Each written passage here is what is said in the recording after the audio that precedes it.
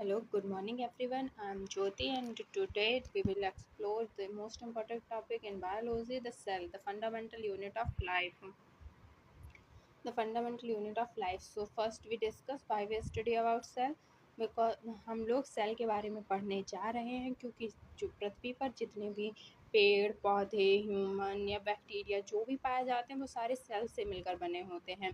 Sales की study हमें मदद करवाती है ये जानने में कैसे लाइफ आई, कैसे लाइफ ग्रो कर रही है, कैसे लाइफ फंक्शन करती है। हमारे बॉडी के फंक्शंस जैसे digestion, respiration, movement, thinking, healing ये सब कैसे काम कर रहे हैं, ये सब हमें जानने में मदद करता है। सेल जब एक साथ मिलकर काम करते हैं तभी हमारी बॉडी में डाइजेशन, रेस्पायरेशन, मूवमेंट, थिंकिंग जैसी प्रोसेसेस होती हैं। हमारी जो मसल्स होते हैं ये हमें मदद करवाती हैं मूवमेंट करने में। हमारी जो ब्लड सेल्स होती हैं वो ऑक्सीजन को कैरी करते हैं। यहाँ तक कि जो पृथ्वी पर लाइफ जो इन्वॉल्व हुई है वो एक यूनिसेलर ऑर्गेनिज्म जो बैक्टीरिया से थी वो एक कॉम्प्लेक्स मल्टी सेलर ऑर्गेनिज्म के थ्रू हुई है। जैसे हम कह सकते हैं एक बैक्टीरिया से एक ह्यूमन तक की जर्नी सेल्स के इवोल्यूशन से ही हुई है। इसीलिए हम सेल्स के बारे में स्टडी कर रहे हैं। तो अब हम बात करते हैं कि सेल की डिस्कवरी कैसे हुई। सबसे पहले सेल किसने खोजी? तो फर्स्ट सेल ऑब्जर्व की थी रॉबर्ट हुक ने 1665 में। 1665 में रॉबर्ट हुक ने एक कॉर्क स्लाइस में माइक्रोस्कोप की मदद से सबसे पहले एक डेड सेल देखी थी जो एक बॉक्स लाइक स्ट्रक्चर लग रहा था जैसे हमारे रूम की तरह। इसीलिए इन्होंने इसे नाम दिया सेल। बट जो फर्स्ट लिविंग सेल्स थी वो ल्यूवन हॉक द्वारा देखी गई थी। ल्यूवन हॉक ने एक सिंपल माइक्रोस्कोप से पहली बार एक लिविंग सेल देखी थी जैसे बैक्टीरिया, प्रोटोजोआ या रेड ब्लड सेल्स। तो रॉबर्ट हुक ने पहली बार सेल देखी थी पर उन्होंने डेड सेल देखी थी। फर्स्ट बार लिविंग सेल्स ल्यूवन हॉक ने देखी थी।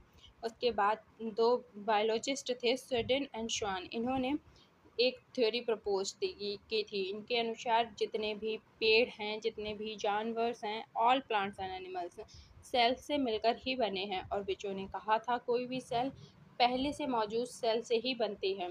Every cell arise from pre existing cells. I hope you get that. So now we discuss about how many types of cell. तो सेल दो प्रकार की होती है, prokaryotic cell and eukaryotic cell. तो first we discuss about prokaryotic cells. जो prokaryotic cells होती हैं इनमें ट्रू न्यूक्लियस नहीं पाया जाता है। इसमें न्यूक्लियर मेम्ब्रेन जो मेम्ब्रेन बाउंड्स ऑर्गेनेल्स होते हैं जैसे माइटोकॉन्ड्रिया, एंडोप्लाज्मिक रेटिकुलम्स ये भी नहीं पाए जाते हैं। इसमें जो डीएनए होता है वो एक फ्री फॉर्म में पाया जाता है साइटोप्लाज्म में। इसका साइज बहुत ही छोटा होता है, 1 से 10 माइक्रोमीटर्स तक। जैसे बैक्टीरिया, साइनोबैक्टीरिया या आर्चिया में प्रोकैरियोटिक सेल्स पाए जाते हैं। अब हम बात करते हैं यूकैरियोटिक सेल्स के बारे में। तो जो यूकैरियोटिक सेल्स होती हैं इनमें मेम्ब्रेन बाउंड न्यूक्लियस होता है। इसमें जो मेम्ब्रेन बाउंड ऑर्गेनेल्स होते हैं जैसे mitochondria, Golgi body, lysosomes, chloroplast ये सारे मौजूद होते हैं। ये साइज़ में भी बड़े होते हैं। ये 10 से 100 माइक्रोमीटर्स तक के होते हैं। इसमें ट्रू न्यूक्लियस होता है। और ये प्लांट में भी पाए जाते हैं। प्लांट सेल्स हो, एनिमल सेल्स हो, फंजाई हो, प्रोटेस्टा हो, इसमें पाए जाते हैं। तो अब हम बात करते हैं सेल स्ट्रक्चर के। तो जो सेल का स्ट्रक्चर होता है वो plasma membrane, nucleus, cytoplasm, cell organelles, mitochondria, Golgi apparatus, lysosomes, endoplasmic reticulum and vacuole से मिलकर बना होता है। तो अब हम पहले डिस्कस करेंगे प्लाज्मा मेम्ब्रेन के बारे में। तो जो प्लाज्मा मेम्ब्रेन होता है इसकी जो आउटर कवरिंग होती है सेल की वो सेपरेट होती है inside of cell from the outer side movement. ये सिलेक्टिवली परमिएबल होता है। ये अलाउ करवाता है कुछ सबस्टेंसेस को जो इसके अंदर आते हैं और बाहर जाते हैं। ये देखने में बहुत ही थिन और एक फ्लेक्सिबल सीड की तरह दिखता है जो बहुत सारे लिपिड्स, फैट्स और प्रोटीन से बना हुआ होता है। अब हम इसके अगर फंक्शंस की बात करें तो ये कंट्रोल करता है एंट्री और एग्जिट करवाने में मटेरियल्स के जैसे oxygen, water, nutrient and waste को। ये प्रोटेक्ट करता है सेल को बाहरी वातावरण से एंड हेल्प करवाता है कम्युनिकेशन को। एक सेल से दूसरी सेल में कम्युनिकेट करवाना काम है इसका, और ये मेंटेन करता है सेल के बैलेंस को। तो ये सिलेक्टिवली परमिएबल भी होता है, फ्लेक्सिबल होता है। I hope you get that. Now we move to the nucleus. तो अब हम बात करते हैं न्यूक्लियस के बारे में। तो जो न्यूक्लियस होता है वो कंट्रोल सेंटर होता है सेल का। यहाँ पर सारी एक्टिविटीज़ रेगुलेट होती हैं, जैसे growth, metabolism, protein synthesis, cell division. तो अगर हम इसके स्ट्रक्चर की बात करें तो न्यूक्लियर मेम्ब्रेन एक डबल मेम्ब्रेन होता है जो सराउंडेड होता है न्यूक्लियस को और सेपरेट करता है साइटोप्लाज्म से। इसमें टिनी टिनी पोर्स होते हैं जो एक्सचेंज करवाते हैं मटेरियल को। फिर उसके बाद में इसमें एक न्यूक्लियोप्लाज्म पाया जाता है जो एक जेली लाइक फ्यूल्ड होता है इसके अंदर। उसमें न्यूक्लियस जो कंपाउंड होते हैं वो फ्लोट करते हैं। इसके फंक्शंस की बात करें तो ये सारी एक्टिविटीज़ को कंट्रोल करता है। जैसे हमारा ब्रेन हमें गाइड करवाता है कि हमें कब कहाँ क्या करना है। हमारी बॉडी जस्ट लाइक अगर हमारा हाथ जलता है तो हमारा ब्रेन बताता है कि हमारा हाथ जल रहा है, तो हम आग से अपना हाथ पीछे खींच लेते हैं। वैसे ये सेल के ब्रेन के रूप में काम करता है। ये कंटेन करता है जेनेटिक मटेरियल को जो जनरेशन टू जनरेशन पास करवाता है डीएनए को। ये डायरेक्ट सिंथेसिस करता है प्रोटीन को और सेल के डिवीज़न में भी मदद करता है। तो इन शॉर्ट हम कह सकते हैं न्यूक्लियस एक कंट्रोल सेंटर है और स्टोर हाउस है जेनेटिक इन्फॉर्मेशन का। I hope you get that. Now we move to the cytoplasm. तो साइटोप्लाज्म है, ये एक इम्पॉर्टेंट पार्ट होता है सेल का।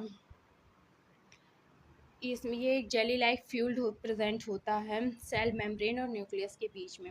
ये water, salt and organic molecule से मिलकर बना होता है। इसके जो फंक्शंस होते हैं, फंक्शंस की बात करें तो ये सेल ऑर्गेनेल्स को होल्ड करता है। जैसे all the cells organelles like mitochondria, ribosomes, endoplasmic reticulums are ये इसमें सस्पेंडेड फॉर्म में साइटोप्लाज्म में पाए जाते हैं। ये मीडियम फॉर रिएक्शन होता है, जैसे क्योंकि इसके अंदर बहुत सारी केमिकल रिएक्शंस जो नेसेसरी होती हैं हमारी लाइफ के लिए वो होती हैं। जैसे लाइसोसोम्स प्रोटीन सिंथेसिस ट्रांसपोर्ट में मदद करवाता है। यह हमारी सेल के अंदर मटेरियल के मूवमेंट में मदद करवाता है। ये सेल को शेप और सपोर्ट प्रोवाइड करवाता है। In the short term we say that ये एक फैक्ट्री की तरह होता है जहाँ पर वर्कर्स होते हैं और सारा मटेरियल अवेलेबल होता है जो उनके जॉब के लिए इम्पोर्टेंट हो। तो अब हम बात करते हैं सेल ऑर्गेनेल्स की। तो सेल ऑर्गेनेल्स में सबसे पहले हम डिस्कस करेंगे एंडोप्लाज्मिक रेटिकुलम के बारे में। एंडोप्लाज्मिक रेटिकुलम यूकैरियोटिक सेल्स में पाया जाता है। ये इसमें जो मेम्ब्रेन बाउंड ट्यूब्स एंड सेक होते हैं जो मेजर रोल प्ले करते हैं ट्रांसपोर्ट में, सिंथेसिस में एंड मेटाबॉलिज्म में। तो हम सबसे पहले एंडोप्लाज्मिक रेटिकुलम दो प्रकार का होता है। सबसे पहले हम डिस्कस करेंगे rough endoplasmic reticulum. Second read about smooth endoplasmic reticulum. तो फर्स्ट एंडोप्लाज्मिक रेटिकुलम ये राइबोसोम्स से कवर होता है। इसका जो सरफेस होता है उस पर राइबोसोम्स लगे होते हैं और ये प्रोटीन सिंथेसिस में, प्रोटीन की फोल्डिंग में, प्रोटीन की मॉडिफिकेशन में और प्रोटीन के ट्रांसपोर्ट में मदद करवाता है। जबकि स्मूथ एंडोप्लाज्मिक रेटिकुलम में इसके सरफेस पर राइबोसोम्स नहीं होते हैं, इसीलिए एक स्मूथ अपीयर्स करवाता है। दैट्स वाई वी से स्मूथ एंडोप्लाज्मिक रेटिकुलम। इसमें इसका काम होता है लिपिड एंड स्टेरॉइड को सिंथेसिस करना। ये डिटॉक्सिफिकेशन में मदद करवाता है। हमारी जो लीवर सेल्स में जितने भी हार्मफुल सब्सटेंट होते हैं उन्हें डिटॉक्सिफिकेशन करने का काम स्मूथ एंडोप्लाज्मिक रेटिकुलम का होता है। ये कैल्शियम को स्टोर करता है हमारी मसल सेल्स में एंड कार्बोहाइड्रेट मेटाबॉलिज्म में भी मदद करवाता है। अब अगर हम इसके जनरल फीचर की बात करें एंडोप्लाज्मिक रेटिकुलम के, तो ये ट्रांसपोर्ट सिस्टम प्रोवाइड करवाता है। लाइक ये सेल्स के लिए ना मॉलिकुलर हाईवे के रूप में काम करता है। ये सरफेस एरिया प्रोवाइड करवाता है जहाँ पर बायोकेमिकल रिएक्शन हो सकें। ये हेल्प करवाता है formation of nuclear membrane during cell division. In short term we say that rough endoplasmic reticulum protein factory की तरह काम करता है और smooth endoplasmic reticulum lipid factory की तरह काम करता है। I hope you get that. So now we move to the next, it's Golgi apparatus. अगर हम गोल्गी अपार्टस की बात करें तो ये यूकैरियोटिक सेल्स में पाया जाता है। ये फ्लैट स्टग या मेम्ब्रेन बाउंड स्टैक होते हैं जिसे सिंट्रॉन्स कहा जाता है।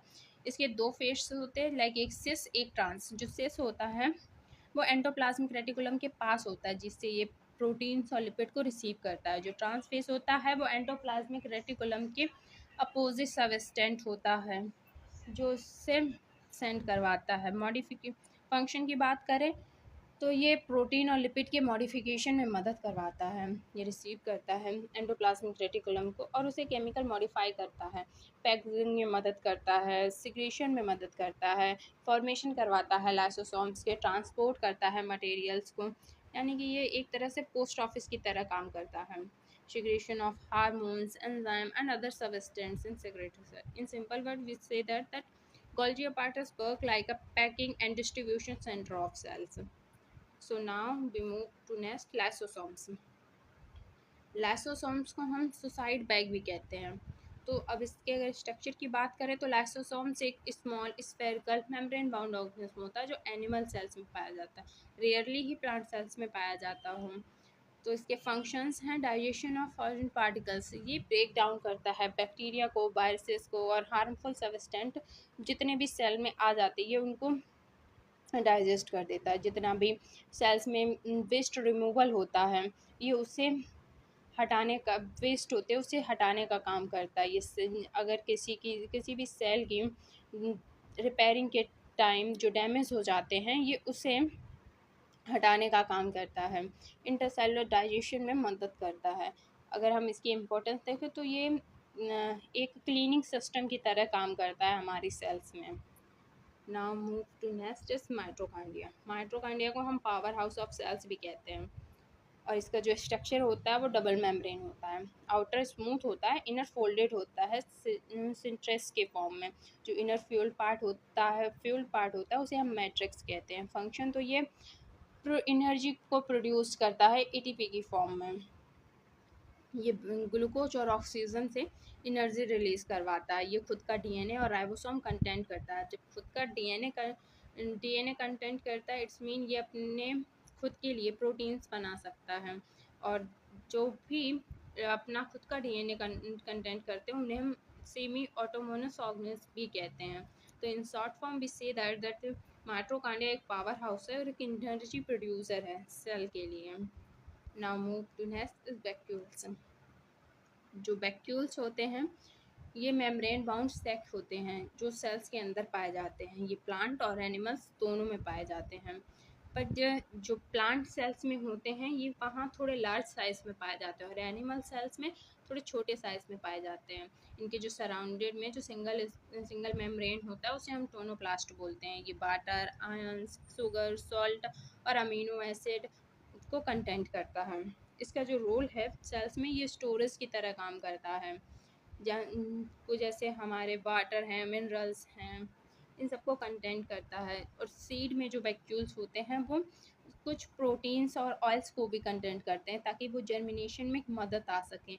मेंटेन करता है प्लांट में प्रेशर को, वाटर डिस्पोजल की तरह काम करता है। हम प्लांट सेल्स में सेल ग्रोथ में मदद करता है। पीएच और आयंस को बैलेंस करता है। डिफेंस सिस्टम में मदद करता है। I hope you got that. So thank you for watching.